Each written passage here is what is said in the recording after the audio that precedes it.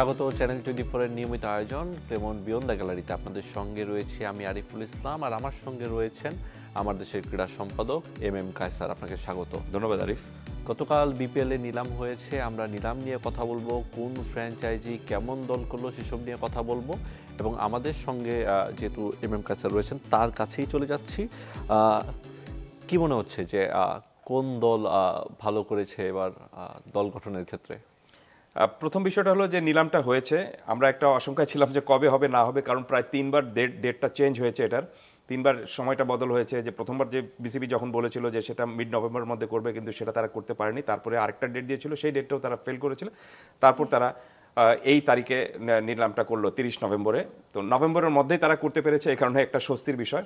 আর যদি আপনি বলেন যে দলটা মানে 6টা দলের মধ্যে কোন দল ভালো হয়েছে, আপাতত দৃষ্টিতে এখন যদি আপনি বলেন তাহলে আমার কাছে মনে হচ্ছে যে রাজশাহী এবং রংপুর, এই দুটো দল কিন্তু একটু খুব ব্যালেন্স দল গড়েছে। কারণ টি-20তে আপনি জানেন যে কম্বিনেশন, দল সাজানোর জন্য combination is the most important thing. সব কিছু মিলে আমার কাছে মনে হচ্ছে যে আপনি যদি এই পুরো এই 6টা দলের মধ্যে দেখেন তাহলে বেস্ট দলটা গড়েছে এখন পর্যন্ত রংপুর এবং রাজশাহী। আর রাজশাহীর এই দল গড়ার মানে শক্তিশালী দল গড়ার পেছনে যে ভূমিকাটা কোচ হান্নান সরকারের রয়েছে, তাতে আমি খুব একটা অবাক হইনি। কারণ একটু মনে করিয়ে দিই আপনাকে যে পরিবর্তিত পরিস্থিতিতে এবং যে সময়টায় আপনার আবাহনী লিমিটেড খুব একটা বাজে অবস্থায় ছিল, ভালো অবস্থায় ছিল না, সেই সময়টায় তিনি কিন্তু সেই দলের কোচের দায়িত্ব নিয়ে সেই দলটাকে চ্যাম্পিয়ন করিয়েছেন, এবং খুব মিডিওকর একটা দল নিয়ে। এবং আমার কাছে মনে হয়েছে যে সেই দলের যে আপনার চ্যাম্পিয়ন করানোর যে এসেন্সটা তার মধ্যে ছিল, সেই কৌশলটা তিনি কিন্তু নিয়েছেন এবারের এই রাজশাহী দল গড়ার পেছনে। ছোট্ট করে একটাই ব্যাখ্যা দিই, সেটি হলো যে সেই দলের অধিনায়ক ছিলেন নাজমুল হাসান শান্ত, এবং এই দলেরও নাজমুল হাসান শান্তকে তিনি পিক করেছেন। অবাক হব না যদি নাজমুল হোসেন শান্তই অধিনায়ক থাকেন এই দলের। এবং নাজমুল হোসেন শান্ত ও হান্নান সরকার, এই যে মিথস্ক্রিয়াটা বা এই যে কেমিস্ট্রিটা, আমার মনে হয় যে এই কেমিস্ট্রিটাই রাজশাহীকে অনেক দূর এগিয়ে নিয়ে যাবে। এবং তারা বেশ ব্যালেন্স একটা দল গড়েছে। এই নিলামের আগেও তারা যে আপনার প্রি অকশন যে প্লেয়ারদেরকে নিয়েছে, সেখানেও তারা বেশ শক্তিশালী খেলোয়াড়দেরকে নিয়েছে, তানজিদ তামিমকে নিয়েছে, আরও কয়েকজন খেলোয়াড়কে তারা নিয়েছে। এবং নতুন যে খেলোয়াড়রা যারা রয়েছেন, নতুন বলতে আমি বলতে চাচ্ছি যে এ টিমের যে খেলোয়াড়রা যারা রয়েছেন তাদেরকেও তিনি খুব ভালোভাবে পিক করেছেন। সো কোচ হিসাবে হান্নান সরকার সফল ছিলেন, এবং আমার কাছে মনে হয়েছে যে তার সেই অভিজ্ঞতাটা তিনি এখানে কাজে লাগিয়েছেন। কায়সার ভাই, আমরা সেগুলো নিয়ে কথা বলবো, তার আগে একটু জানতে চাই ছোট্ট করে যে নিলামটা হলো এক যুগ পর আবারও বিপিএল এর, সেক্ষেত্রে কিছুটা কি অগোছালো মনে হয়েছে পুরোপুরি প্রোগ্রামটা দেখার পর? যত সুন্দর হওয়া উচিত ছিল তত সুন্দর হয়নি, কারণ বেশ কয়েকবার কিন্তু নিলামের মাঝখানে প্রক্রিয়া যখন একটা থেমে গিয়েছিল, যখন একটা খুবই ভালো একটা জিনিস বা আপনি দেখবেন যে একটা সিঙ্ক্রোনাইজভাবে চলছে, সেখানে যখন হঠাৎ করে একটা বাধা আসবে বা থেমে যাবে, তখন সেটার কিন্তু ছন্দটা হারিয়ে যায়। সো কোনো সন্দেহ নেই যে এই নিলামটা আরও সুন্দর এবং সফিস্টিকেটেড কায়দায়, আরও প্রফেশনালিজম কায়দায় হওয়া উচিত ছিল, সেটা হয়নি। এবং আপনি দেখবেন যে এই নিলামের মধ্যেও কিন্তু আমরা বেশ কয়েকটা নিয়ম বদলটা দেখেছি। তো নিয়ম বদল মানে আপনি যখনই একটা নিয়মটা সেট করে ফেলেছেন, সেই নিয়মটা যদি হঠাৎ করে এসে আপনি চেঞ্জ করে ফেলেন, সেটা কারো অনুরোধের জন্যও করেন, আমি মনে করি যে সেটা কিন্তু ডিসিপ্লিন না। কারণটা হলো যে আপনি একটা সিদ্ধান্ত নিয়েই কিন্তু এখানে বসেছেন, এবং সেই সিদ্ধান্তটা আপনি সাথে সাথে যদি চেঞ্জ করে দেন, তার মানেটা হলো যে আগে যে সিদ্ধান্তটা আপনি নিয়েছিলেন দ্যাট ওয়াজ রং। সো আমার কাছে মনে হচ্ছে যে এই জটিলতাগুলো কিছুটা রয়ে গিয়েছিল আপনার পুরো নিলাম প্রক্রিয়ার মধ্যে। যত সুন্দর হওয়ার কথা ছিল, স্টেজটা সুন্দর ছিল, কোনো সন্দেহ নেই, স্টেজ সুন্দর ছিল, সব কিছু সুন্দর ছিল, কিন্তু আপনি যেভাবে পুরো উপস্থাপন প্রক্রিয়াটা হওয়া উচিত ছিল, সেই ছন্দটুকু হারিয়ে ফেলেছিল এখানে। তারপর আমি আশা করছি যে টাইম অনুযায়ী মোটামুটি সেট ঠিক সময় মতো শেষ হয়েছে। তবে 2011 থেকে যখন আপনি বিপিএল শুরু করেছেন, আজকে 2025-এ এসে আপনাকে কেন এ ধরনের অপেশাদারিত্বের মধ্যে থাকতে হবে? আপনাকে তো আরও আপনার মানে সৌন্দর্যটা আরও একটু সুন্দর করতে হবে। কিন্তু সেই সৌন্দর্যটা যদি আপনি সুন্দর না হয়ে আপনি যদি আরও একটু ডিগ্রেড হতে থাকে, তখন বোঝা যাচ্ছে যে পেছন থেকে যে আমাদের অভিজ্ঞতা নেওয়ার কথা ছিল, সেটা কিন্তু আমরা নিতে পারিনি। আর সবচেয়ে অবাক করার বিষয়টা হলো যে যারা এই আয়োজনের পেছনে ছিলেন, তারা যে নতুন করে করেছেন এখানে তা কিন্তু না। দু একজন নতুন করে ছিলেন এখানে, কিন্তু ম্যাক্সিমাম কিন্তু আপনি তারা জানেন যে বিপিএলের অকশনটা কিভাবে হয় এবং কেমন করে সুন্দর সেটা করা যায়। সো সুন্দর হওয়া উচিত ছিল, খুব সুন্দর একটা হয়নি। তবে একটা বিষয় শুধুমাত্র এখানে তারা হয়তো পার পেয়ে যেতে পারেন, সেটি হলো যে বছরে একবার করি তো, এই কারণে খুব সম্ভবত অত সুন্দর করে করতে পারেননি তারা। রাইট। এবং নিলামের সব থেকে বড় আকর্ষণ যদি বলি, শুরুর একটা ধামাকা ছিল, সেটা হচ্ছে নাইম শেখের কোটি টাকায় বিক্রি হওয়া। যদিও ঘরোয়া লিগ এবং শেষ বিপিএল এর কথা যদি বলেন, নাইম সেখানে ভালো করেছেন এবং টপ স্কোরার হয়ে থাকেন। এটা কি আপনার কাছে আগে থেকে মনে হচ্ছিল যে নাইম শেখ এমন টাকায় বিক্রি হবে এই ক্যাটাগরি থেকে? না, কোনো মতেই না। কারণটা হলো যে আপনি এই অকশন শুরু হওয়ার আগে যদি বলেন যে সবচেয়ে দামি ক্রিকেটার হবেন এখানে নাইম শেখ, তাহলে আমার মনে হয় যে সেটা খুব অবাক করার একটা বিষয়। তো কেউ কিন্তু নাইম শেখের নামটা সেখানে সেরকমভাবে বলতেন না, বাট ইটস এ সারপ্রাইজ, কোনো সন্দেহ নেই। তবে আপনি যে কোনো নিলামে এরকম সারপ্রাইজ হওয়াটা খুব ভালো, তাহলে দেখবেন যে আপনি পুরো জিনিসটা একটা জমে ওঠে এবং এখন পুরো হাইলাইটটা বা আপনার আলোকটা বা স্পটলাইটটা পড়বে কিন্তু আপনার নাইম শেখের উপরে। আপনি জানি না তিনি কেমন করে এই আপনার স্পটলাইটটা বা এই চাপটা বা প্রেশারটা কন্ট্রোল করতে পারেন বা সামাল দিতে পারেন। আপনি দেখবেন যে চট্টগ্রাম তাকে যে নিয়েছে, এটা আমি নিজেও নিশ্চিত নই যে চট্টগ্রাম তাকে এই টাকায় মানে নিলাম শুরু হওয়ার আগে যে বলতো যে না আমরা যতই টাকাই হোক আমরা তাকে নেব। আমি জানি না যে এটা তাদের মধ্যে ছিল না, নাকি এমনও হতে পারে যে হয়তো নিলামের প্রক্রিয়াটা তারা ঠিকমতো বুঝতে পারেনি দেখে তারা এখানে এক অর্থে এই পর্যায়ে চলে এসেছিল।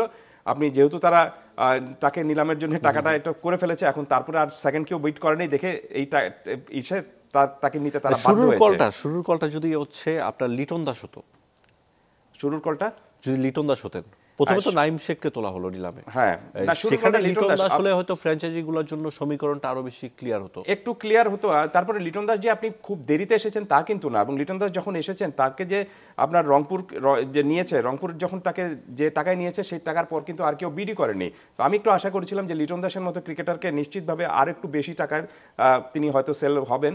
কারণটা হলো যে লিটন দাস টি-টোয়েন্টি তিনি আপনি এই মুহূর্তে নাম্বার 1 প্লেয়ার বাংলাদেশের। আপনি ইন্টারন্যাশনাল ক্রিকেটে দুর্দান্ত পারফরমেন্স করেছেন, টি-টোয়েন্টির ক্যাপ্টেন তিনি। সো তাকে নেওয়া মানেটা কিন্তু একসঙ্গে 3টি আপনার প্যাকেজ নিজের দলে নেওয়া। নাম্বার 1 অধিনায়ক আপনাকে চিন্তা করতে হবে না, নাম্বার 2 উইকেট কিপার হিসেবে আপনাকে চিন্তা করতে হবে না, এবং নাম্বার 3 অভিজ্ঞতা, এবং তিনি খুব ভালো ফর্মে রয়েছেন এই মুহূর্তে।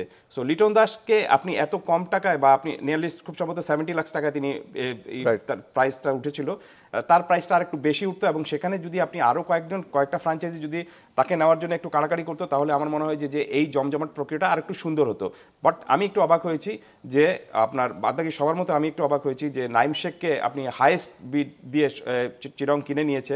এখন দেখার বিষয়টা হলো যে তিনি এই টাকাটা ঠিক মতো পান কিনা, সেই গ্যারান্টিটুকু চট্টগ্রাম দিতে পারে কিনা।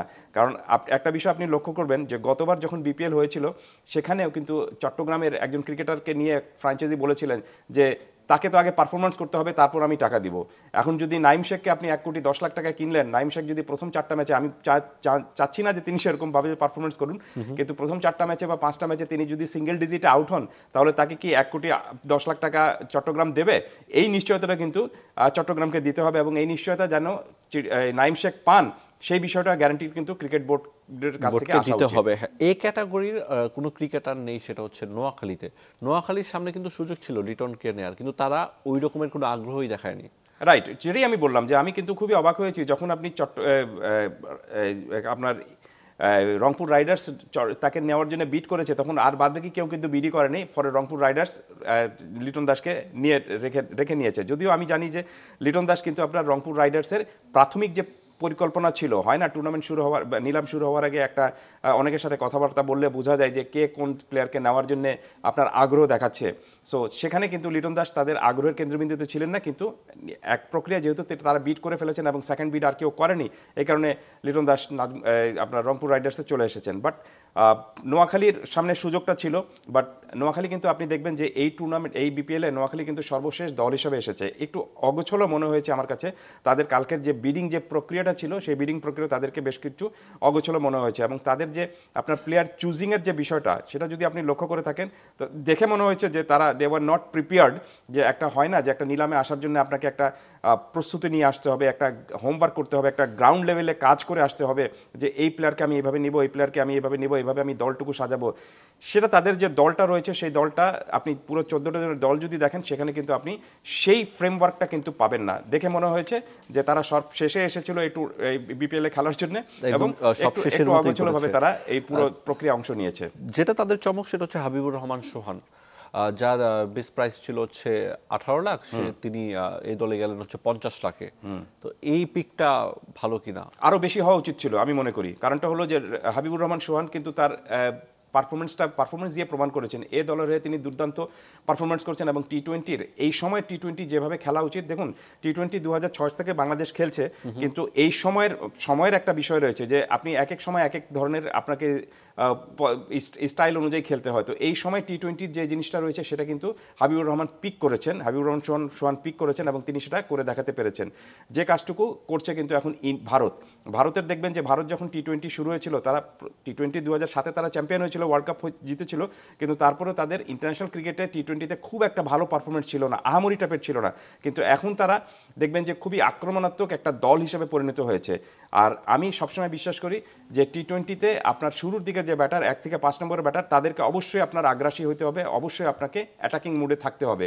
টি-20 ইন এ স্প্যান খেলা শেষ হয়ে যায়, সো আপনাকে ইনিংস সাজিয়ে তারপর আপনি বড় কিছু করবেন সেদিকে গিয়ে আমার লাভ নেই। সেটা করবেন আপনার শেষের দিকে যারা রয়েছেন তারা।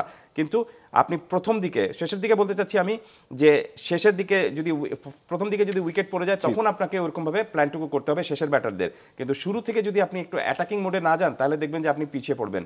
এবং হাবিবুর রহমান সোহানের মধ্যে সেই স্টাইলটুকু রয়েছে। সো আমার কাছে মনে হচ্ছে যে হাবিবুর রহমান সোহান 18 লাখ টাকা দিয়ে তিনি শুরু হয়েছিল, কিন্তু তার বিডিংটা আরেকটু বেশি হলে আমার কাছে মনে হতো যে it would be right choice. এবং অনেক কিছুই ঘটেছে নিলামে, যেমন আপনি ধরতে পারেন জাকের আলী থেকে মোহাম্মদ মিথুনের প্রাইস বেশি, এ ধরনের ঘটনা গতকালকে ঘটেছে। রাজশাহী দলটাকে নিয়ে কথা বলতে চাই, নাজমুল শান্ত তিনি সেখানে রয়েছেন, তো এই দলটা কি ব্যালেন্সড মনে হচ্ছে আপনার? অবশ্যই ব্যালেন্স মনে হচ্ছে। আপনি রাজশাহীর যদি আপনি ব্যাটিং দেখেন, শুরুর ব্যাটিংটা দেখেন এবং আপনি শেষের ব্যাটিংটা দেখেন, শুরুর ব্যাটিংটা দেখবেন যে আপনি তানজিদ রয়েছেন এবং জিসান আলীকেও তারা নিয়েছে। জিসান আলী হয়তো সব ম্যাচে খেলবেন না, আপনি ব্যাকআপ প্লেয়ার হিসেবে তো আপনাকে রাখতেই হবে, এটি একটি দিক। আরেকটি দিক হলো যে আপনি তাদের গুড চয়েসটা হলো, আমি মনে করি যে রিপন মন্ডল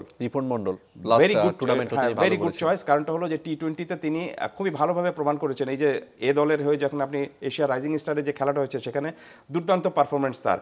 আর একজন ক্রিকেটার, আমি সবসময় বিশ্বাস করি একজন ক্রিকেটারের বেস্ট সময়টা হলো যখন তিনি খুব পারফরমেন্সের পিকে থাকেন, তখন তাকে চুজ করাটা, এবং সেই কাজটুকু করেছেন রাজশাহীর কোচ হান্নান সরকার। এবং রাজশাহী টিমটা আমার কাছে মনে হচ্ছে যে রাজশাহী এবং রংপুর এই দুটো টিমই খুব ব্যালেন্স এবং আমার মনে হচ্ছে শিরোপার দাবিদার। এটা টুর্নামেন্ট শুরু হওয়ার পর বোঝা যাবে, কারণ 2-3টা ম্যাচ হওয়ার পরে তখন বোঝা যাবে। কিন্তু ব্যালেন্স টিম যদি আপনি বলতে বলেন আমাকে, তাহলে এই দুটো, এবং রিপনের জন্য ভালো হয়েছে তিনি রংপুরে আসলে ম্যাচ পেতেন না যদি বলি আগের টুর্নামেন্টগুলোতে, সেক্ষেত্রে রাজশাহী তার পিকটা তার জন্য বেটার। আর আরেকটা বিষয় নিয়ে সবথেকে বেশি আলোচনা, যে মাহমুদুল্লাহ এবং মুশফিক তারা প্রথম ডাকে দল পায়নি এবং পরবর্তীতে যা হলো, পুরো ব্যাপারটা আপনার চোখে কেমন? আমি মনে করি যে they have plenty things to give. এখন পর্যন্ত তাদের কিন্তু অনেক কিছু দেওয়ার রয়েছে, বিশেষ করে টি-20-তে, কারণ তারা যেহেতু তারা ফিট এবং তারা লোকাল ক্রিকেটেও খেলে থাকেন। বিশেষ করে মুশফিক রহিমের বিষয়টা আমার কাছে খুব একটা অবাক লেগেছে যে তাকে কেন পিক করতে চাচ্ছে না। 39 এইজ হয়ে গিয়েছে বলে কি, কিন্তু মুশফিক রহিম তো এই 39 বয়সে তিনি দেখিয়েছেন যে টেস্ট ক্রিকেটে সবচেয়ে কঠিন যে ক্রিকেটটা, সেই ক্রিকেটে তিনি খুব সহজ করে রান করতে পেরেছেন এবং ভালোভাবে দৌড়াতে পেরেছেন। সব কিছু ফিটনেস থেকে শুরু করে রান যে করা যেতে পারে সেটা তিনি প্রমাণ করতে পেরেছেন। আর মুশফিক রহিমকে যদি অন্য কোনো দল পিক করতো বা বেশি টাকা দিয়ে, তাহলে আমার কাছে মনে হতো যে রাইট পিকটা হতো। তারপরও রাজশাহী দেখুন তাকে কিন্তু শেষ মুহূর্তে এসেও কিন্তু পিকটা করেছে, এবং আমি মনে করি যে এটাও রাজশাহীর অন্যতম একটা ভালো চয়েস হয়েছে।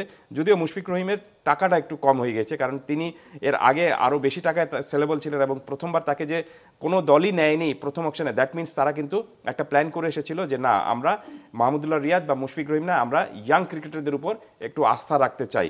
কিন্তু মাহমুদুল্লাহ রিয়াদ এবং মুশফিক রহিম বয়স হয়ে গিয়েছে, কিন্তু তার মানে এটা না যে তারা আপনার টি-20 পারেন না বা টি-20-তে ম্যাচ জিতাতে পারে না। দে আর স্টিল ম্যাচ উইনার, এবং তারা যদি আরও বেশি বিড হতো তাদের জন্য, তাহলে আমার কাছে মনে হতো যে it would be right choice. এবং রংপুর তারাও বলছিল যে সুযোগ থাকলে দুজন ক্রিকেটার তারাও নিয়ে নিতেন, এটাও একটা ব্যাপার ছিল। আমরা আবারও ফিরছি আলোচনা, তবে তার আগে ক্লেমন বিয়ন্ড দ্য গ্যালারিতে ছোট্ট একটা বিরতি।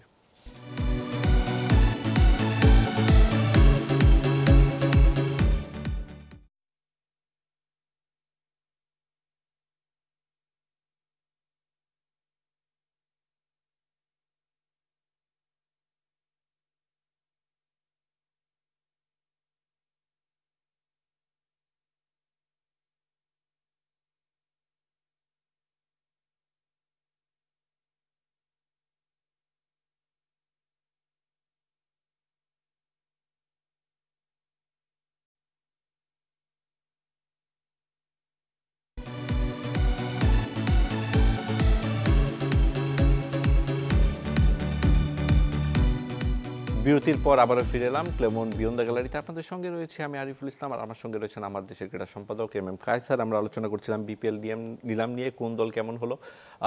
একটু জানতে চাই যে শেষ বিপিএলে যেমনটা হয়েছে, ফিক্সিং নিয়ে নানা রকমের ঘটনা, ক্রিকেটাররা ঠিকমতো পারিশ্রমিক পাচ্ছে না, বাসের টাকা দিতে পারছে না, এই ধরনের ঘটনাও ঘটেছে। এবারও কি সেই শঙ্কাটা রয়েছে কিনা? এবারের বিপিএল এর আপনার যারা আয়োজনে রয়েছেন বা আয়োজক হিসেবে যারা রয়েছেন, বিপিএল এর গভর্নিং কাউন্সিল যারা রয়েছেন, তাদের জন্য সবচেয়ে বড় চ্যালেঞ্জের কাজটুকু হবে মূলত সেই দুটোই। একটা হলো যে ফিক্সিং বিতর্ক থেকে পুরোপুরি বিপিএলটাকে নিষ্কলুষ রাখতে হবে, এক। আর নাম্বার টু হলো যে গতবার সবচেয়ে বড় যে সমস্যাটা, গতবার সেটিও একটা বড় সমস্যা ছিল, এবং তার সঙ্গে ক্রিকেটারদের পেমেন্ট না পাওয়াটা একটা সবচেয়ে বড় সমস্যা ছিল। যে হোটেল কাউকে, মানে একটা টিমকে হোটেলই দেওয়া হচ্ছে না, বা এক হোটেল থেকে আপনি টুর্নামেন্টের মাঝপথে এক হোটেল থেকে আরেক হোটেলে তারা চেঞ্জ করছেন। এবং যেভাবে আপনি বললেন যে বাসে অনেকের আপনার কিডস ব্যাগ তোলার জন্যও কিন্তু ড্রাইভাররা রাজি হচ্ছিলেন না, কারণ তারা এই বাসের ভাড়াটুকু ঠিক মতো মানে চোকাননি। তো সব কিছু মিলে আমার কাছে মনে হচ্ছে যে এবারের বিপিএলে এই দুটো বিষয়টাকে একদম সুন্দর এবং সফিস্টিকেটেড কায়দায় যেন হয়, প্লেয়াররা পেমেন্টসটা তাদের যেন ঠিক মতো পান, এবং আপনার ফিক্সিং বিতর্ক থেকে যদি পুরোপুরি এবারের বিপিএলটাকে একটা মুক্ত রাখা যেতে পারে, তাহলে বড় একটা চ্যালেঞ্জ তারা উতরে উঠতে পারবেন। মাঠের ক্রিকেট কেমন হোক বা উইকেট কেমন হোক সেটা পরের বিষয়, কিন্তু মূল বিষয়টা হলো এই দুটো বিষয়। কারণ গত বিপিএলে ফিক্সিংয়ের কারণে আপনি দেখেছেন যে সেটার প্রভাবটা কিন্তু এবারও পড়েছে। আটজন ক্রিকেটারকে এবার আপনি নিলামেই রাখা হয়নি, তাদের যেহেতু সন্দেহের তালিকায় তারা রয়েছেন, যদিও এখন পর্যন্ত 100% প্রমাণিত হয়নি, কিন্তু তাদের অভিযোগ যেহেতু তাদের বিরুদ্ধে উঠেছে, এবং এই কারণে আদালতও জানিয়েছে যে এই জিনিসটা ঠিকই হয়েছে, এবং তাদেরকে যেহেতু অভিযোগ তাদের মধ্যে রয়েছে, এবং তারা একটা বড় ধরনের রেড ফ্ল্যাগের মধ্যে রয়েছেন, বা আপনি রেড জোনের মধ্যে রয়েছেন, অতএব তাদেরকে এখানে এনে খেলানোর কোনো মানে হয় না। সো তারা যদি অভিযোগ থেকে মুক্তি পেতে পারেন, তাহলে হয়তো মাঝপথে ক্রিকেট বোর্ড তাদেরকে কিভাবে নিবে বা তাদের জন্য কি ব্যবস্থা করবে সেটা ক্রিকেট বোর্ডের বিষয়। বাট আমি এখন পর্যন্ত মনে করি যে ইটস এ রাইট ডিসিশন। যেহেতু অভিযোগ আপনার বিরুদ্ধে উঠেছে, তাহলে আপনাকে সেই দায়িত্বে আপনি থাকতে পারেন না। ঠিক একই রকমভাবে আমি মনে করি যে ক্রিকেট বোর্ডের অনেক কর্মকর্তার বিরুদ্ধে আপনার অভিযোগ উঠেছিল, যৌন হয়রানির অভিযোগ উঠেছিল, তারা এখন পর্যন্ত ক্রিকেট বোর্ডে রয়ে গিয়েছেন। তারা থেকে গেলে এবং তারপর আপনি এই বিষয়টা সমাধান করবেন, আমার মনে হয় যে না, এটা কোনো সফিস্টিকেটেড কায়দা। তো তাদের ক্ষেত্রে আমি মনে করি যে ক্রিকেট বোর্ডের সেই ব্যবস্থাটুকু করা উচিত ছিল, যে তাদের বিরুদ্ধে যেহেতু অভিযোগ উঠেছে, অভিযোগ প্রমাণিত না হওয়ার আগ পর্যন্ত তারা তাদের কাজে থাকতে পারবেন না। সেই ব্যবস্থাটা যদি ক্রিকেট বোর্ড নিত, তাহলে আমি মনে করি যে ক্রিকেট বোর্ড যে একটা সুন্দর সফিস্টিকেটেড কায়দা রয়েছে এবং সুষ্ঠু নিয়মের মধ্যে চলছে, সেটার আরেকটা বড় প্রমাণটা হতো। আরও একটা ব্যাপার যেটা হচ্ছে, আপনার প্রতিটা দলে দুজন করে গোয়েন্দা সংস্থার কর্মকর্তা থাকবেন এবারের বিপিএলে। গতকালকে সেই ঘোষণাটা এসছে। এটা কি আসলে অনেক কিছু রোধ করবে এই ধরনের অনাকাঙ্ক্ষিত ঘটনাগুলো? দেখুন, এটা পুরোপুরি গোপন থাকা উচিত ছিল, কারণ আপনি যখনই আপনার আপনি গোয়েন্দাকে দলের মধ্যে রাখছেন, এবং সেটা তারা যদি আপনি জানতেই পারছেন যে এরা গোয়েন্দা, তখন নিশ্চিতভাবে কিন্তু যারা এই 2 নম্বরটা করতে চাইবেন, তারা তার সামনেটা সেটা করবেন না, রাইট?